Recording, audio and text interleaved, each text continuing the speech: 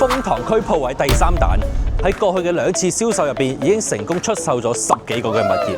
如果你想喺澳門咁富有葡國風情嘅旅遊區買細總價有高回報嘅物業，記得睇晒呢條片落去。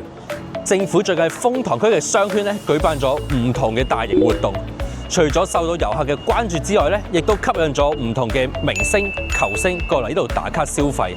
而佢嘅鋪位更受到投資者嘅青睞，喺過去嘅2次銷售已經成功出售咗10幾個嘅物業。今次第3彈有別於前2次，我哋挑選咗7個物業進行投標嘅銷售。除咗鋪位之外，亦有全棟連地皮嘅物業。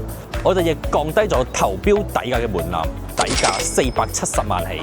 無論你想買嚟投資，抑或自己做生意，定係做項目發展，呢批物業都非常之適合你。而今次接標嘅時間將會係11月20號嘅晏晝6點鐘，歡迎聯絡相關嘅人士索取投標嘅詳情。